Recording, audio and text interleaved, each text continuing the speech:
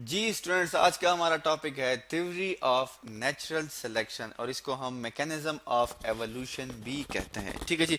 अब जैसे कि हमें पता है कि हमने पिछली वीडियोस में भी पढ़ा कि हमारे पास एक साइंटिस्ट थे जिसको हमने कहा था चार्ल्स डार्विन। हम यहाँ पे लिख लेते हैं that is Charles C Darwin. ठीक है जी, दैट इज डार्विन।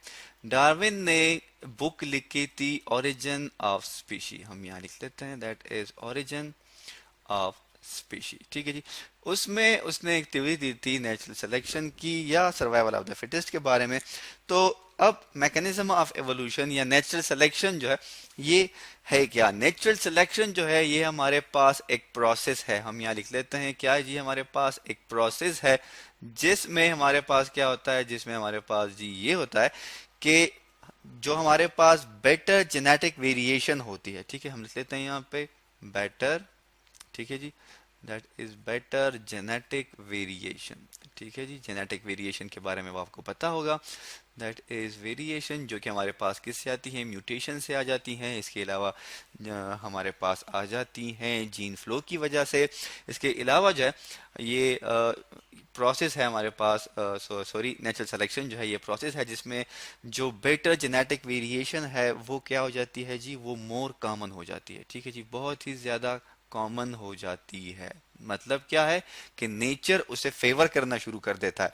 ठीक है, तो ये मोर कॉमन हो जाती है कि इसमें सक्सेसिव जनरेशन जो होंगी हमारे पास, अपकमिंग जनरेशन जो होंगी किसी पॉपुलेशन की, उनमें ये हमारे पास क्या हो जाती है, कॉमन हो जाती है। So that is generation of population. ठीक है, that is population, POPULATION, population. ठीक है जी।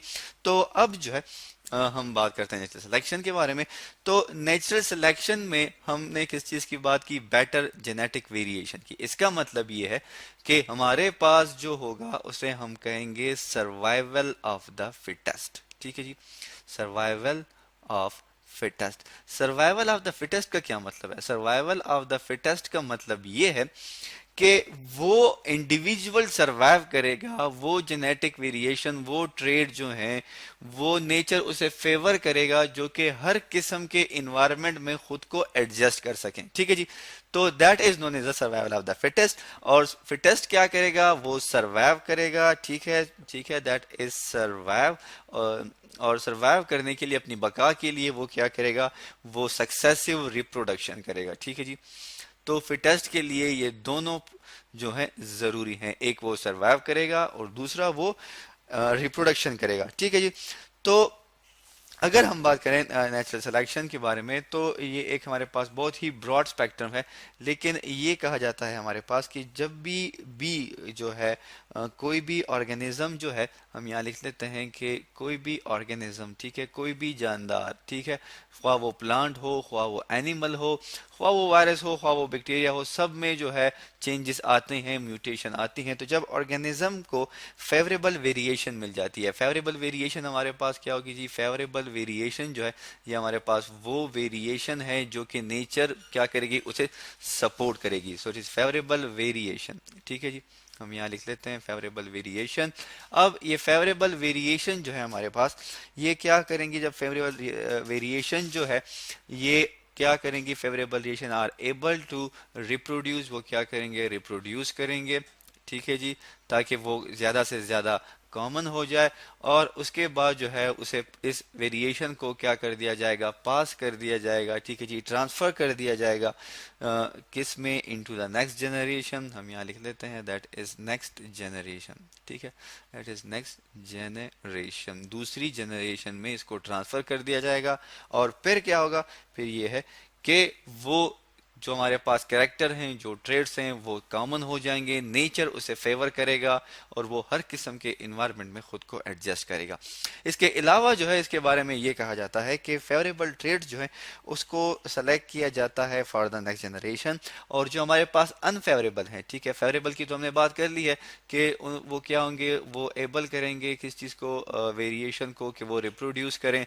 रिप्रोड्यूस करने के बाद उन्हें ट्रांसफर कर दिया जाएगा नेक्स्ट जनरेशन में। अगर हम बात करें अनफेवरेबल वेरिएशन की, ठीक है जी, जिनको नेचर सपोर्ट नहीं करता, तो उनके साथ क्या होगा जी, उनके साथ ये होगा कि वो ट्रांसमिट नहीं की जाती। हम यहाँ लिख लेते हैं उसकी जो ट्रांसमिशन है, ठीक है, ट्रांसमिशन टू नेक्स्ट जनरेशन, ठीक है, दूसरी जनरेशन में उसकी जो ट्रांसमिशन है, दैट इज जनरेशन, वो क्या हो जाती है, इज लो, और फिर ग्रेजुअली जो है वो ट्रेट जो कि अनफेवरेबल है वो खत्म हो जाता है।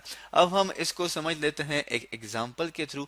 ये जी हमारे पास एक एग्जांपल आ गई, ठीक है जी, इसमें हमारे पास एग्जांपल किस चीज की है, दैट इज कैट, कैट के बारे में है, जिसको हम बिल्ली कहते हैं, कैट एंड रेट्स के बारे में, ठीक है जी, ये एक एग्जांपल है। अब आप इसमें देख सकते हैं, इस एग्जांपल में हमारे पास एक जो है एक ट्रेड है, एक जो है माउस की पॉपुलेशन है, जिसमें हमारे पास तीन जो कि स्किन के कलर जो है वो मौजूद हैं, ठीक है जी, एक जो है हमारे पास लाइट है, एक मीडियम है, और एक जो है दैट इज डार्क। हम यहाँ लिख लेते हैं कौन कौन से हैं, एक लाइट है, LIGHT लाइट है, एक मीडियम कलर है, ठीक है जी, और एक जो है हमारे पास दैट इज मीडियम, एंड जो दूसरा है हमारे पास दैट इज डार्क, ठीक है जी। अब जो कैट है वो पसंद करती है कि वो लाइट कलर के जो माउस हैं उनको खाए, ठीक है जी। तो आप यहाँ पे देख सकते हैं कि यहाँ पे हमारे पास जो है म्यूटेशन ने हमारे पास ये तीन जनरेशन प्रोड्यूस कर दी, that is light, that is medium and that is dark. अब कैट किसको पसंद करती है, वो पसंद करती है कि वो प्रे करे किस चीज पे, लाइट कलर पे, तो वो लाइट कलर पे उसने प्रे किया और यूं उसकी जनरेशन खत्म हो गई। जब हम सेकंड जनरेशन की बात करते हैं, that is first, that is second, तो सेकंड जनरेशन में हमारे पास मीडियम एंड डार्क आ गई, ठीक है जी।